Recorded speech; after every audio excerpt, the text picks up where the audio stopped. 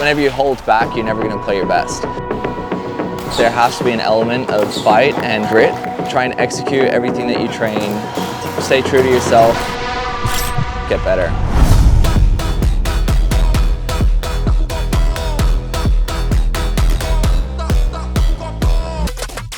Yeah, I'm Mitch Hargreaves, pro pickleball player from Australia and Faculous global team as well.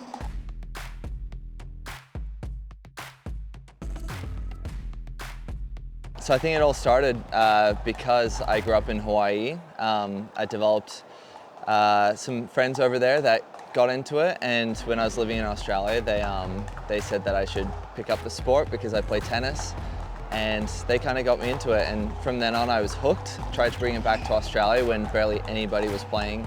So Mitch is probably one of the better looking dudes in pickleball for sure. I wish I had the looks like that. He's got the flow, he's got the smile. It must have just been my childhood dream. I wanted to be a pro tennis player, but obviously we all know in sport it's very tough to make it, and it's always good to have a backup. So I decided to stick to school, get a degree as well, get some work experience.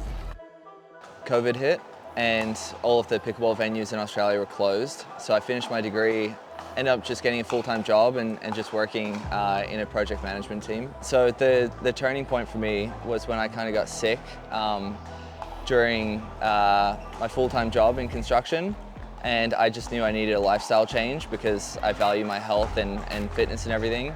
Yeah, my dad's in construction as well, but his previous career, he was a professional windsurfer, so I guess he kind of knows what it's like to travel around and be on the world tour for a sport. So they're a very big part in me actually getting a degree and getting it back up, and then once I had that, they're very supportive of me pursuing whatever I wanted.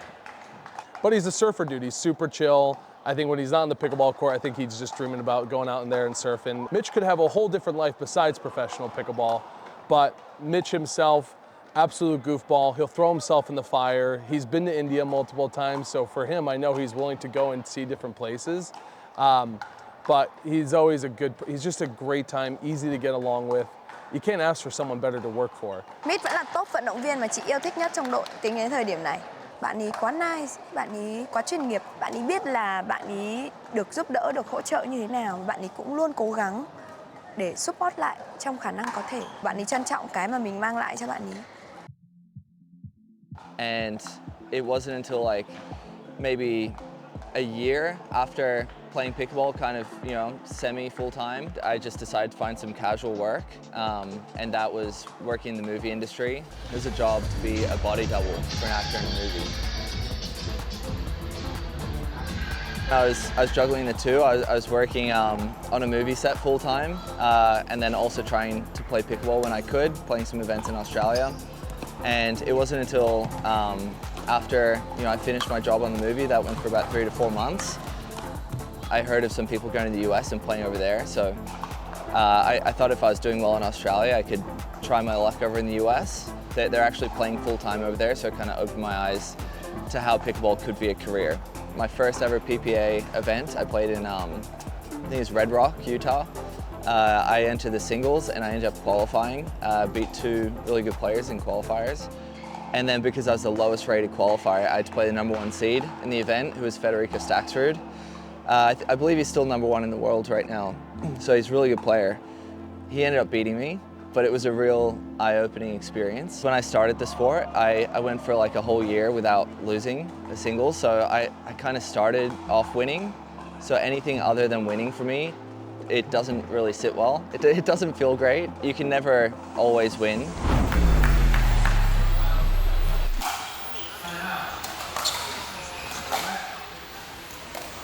I got to see what the top level of the sport was like in the world, and I realized I could compete with that level as well. And keep in mind, this is coming off, working full-time on a movie, so I didn't have that much time to train or anything. That was just kind of going over with, my skill level at the time and pure talent. Motivation for me, really, it comes from like tough losses. When you play someone who's the best in the world at the time, and you're winning a few points here and there, and you can see they're obviously at a different level, but you can still compete to an extent. I think that's very motivating, even though it's a loss. All you can do is, learn from those things and take every challenge as it comes and try and, grow personally and just get better. As long as you go out there, you stay true to yourself, try and execute everything that you train. Might not always go your way, but there's a lot of positives to take away. But yeah, that motivated me to come back to Australia and actually train, put in more effort, put in more hours so that I could, go back and compete with them even better. On the court, I'm probably more introverted than most people. Yeah, I'm definitely told that all the time, that I always look very calm and relaxed, and I don't look like I get too fired up or anything, or to do well in anything. There has to be an element of fight and grit to someone. It doesn't come as naturally to me as other people, but I feel like it kind of helps me as well. It helps me stay calm in tense moments. But yeah, definitely channeling that fight and grit is something that I always have to consciously focus on, because it doesn't come as naturally to me as it does some other people. I'm always trying to lift myself up.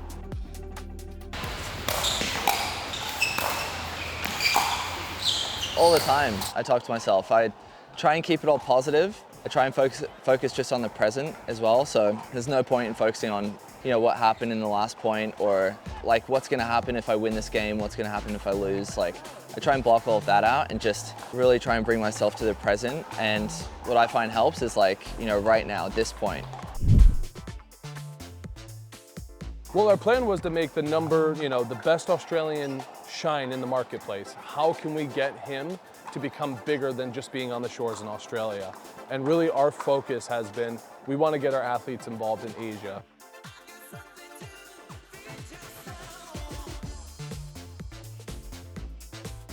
As the sport continues to grow and we get more people involved, we knew we had to be there. Whether it was going to be at tournaments, whether it was going to be working with the local brands there. And for Mitch, I just said, look, I know the future, although Australia is a great place to grow up and to be, I don't see professional pickleball being that large in Australia. Mitch was 100% on board. He didn't even bat an eye, didn't even think he's like, should I do that? He was like, I'm 100% in. In Australia, when you play all the time, Australia, the population isn't as big as Asia or even the US. So in pickleball especially, you're playing all of these tournaments and you keep playing the same people. That's how it always used to go. There used to be the same people in the semifinals, the same people in the finals. But now with the Asia Tour kicking off, there are so many more new faces in Asia, and they're coming to Australia as well. And it gives us an opportunity to come here to Asia and compete. And it makes it a lot tougher having a lot of new faces and different people partnering up with different people. When you're competing against new people, anything can happen. People playing together over here, they develop different playing styles than everyone in Australia. I believe the people who you play with kind of shape your game. I know Faculos because I met Jess down in Ho Chi Minh. She was one of the nicest people I got to speak with when I was in Vietnam. It was new territory for me. She picked out a good restaurant and cafe for us to meet at, and then the rest was history. We just hit it off. I thought there was a really good friendship that was established. Faculos was looking to find the right horse to bet on and the right player to work with. And at that point, we had Mitch coming up with his previous agreement, and I was like, this could be a match made in heaven. This was a little while ago now, but the questions I remember asking her, first one was to do with innovation, with technology, because as a professional player, obviously we have to play against everybody else, and every small thing could be an advantage or a disadvantage. So as long as there's always thought and effort going into paddle technology, I think that's really important.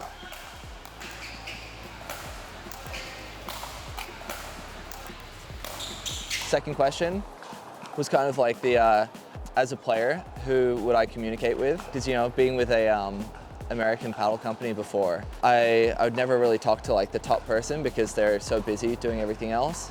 But Jessica assured me that I'd be able to talk to her and the whole team, and the communication would be very good and open. There being a third, it was actually about Marketing, because that's what I first noticed about you guys. Marketing is very important, especially getting exposure and everything as the sport of pickleball is growing. Just, you know, how invested they'd be in me as a player. They'd give me some good exposure, and in return I'd do the same for them, and then we could just grow together as a brand. So that was really important for me. Thấy Instagram biết bạn này là một bạn chơi rất là tốt, hoạt ngôn. Instagram rất là hay làm content, đẹp dai, đánh hay. Ngoài cái tài năng ra ấy, chị rất là hay để ý đến các bạn có ngoại hình đẹp. Bởi vì chị sẽ nhìn ở dưới góc độ của nhãn hàng.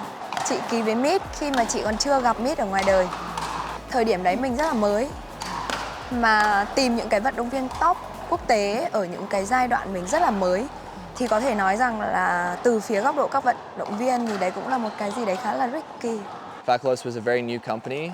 I believe, yeah, you guys were about 6 months old. Yeah, there's always a big risk with that because I couldn't talk to any other players and be like, oh, how have they treated you? You know, are they a good company to work with? That's usually the first thing. Like, I've had a lot of people ask me now how Faculos is as a brand. Being like the first international player to join, I didn't really have that to go off, so it was a really big risk. I had no idea what we were going to get into the first time I met you guys, but it's been the best journey ever since that we took that risk. And honestly, it's like betting on a horse. You don't know. Sometimes it can work, sometimes it doesn't work. But I think it's worked out tremendously for both parties. You know, I've only signed for a year. I'm with you guys for a year. The biggest thing I appreciate is, you know, obviously coming to Asia for more tournaments now. Faculos global team really looks after me and makes me feel like I'm at home when I'm in Asia. So no matter how much money like a paddle company gives you, they can never really make you feel at home, you know, with any amount of money. So I think that's, you know, probably the best thing about being with Team Faculos.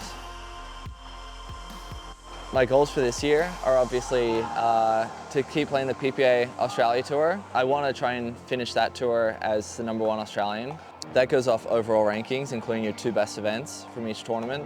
And I also want to play more of these PPA Asia events. I really want to break through. I've only played one before and I didn't have the results that I wanted. So it'd be really good to come in and make a couple of finals and really make a name for myself over here.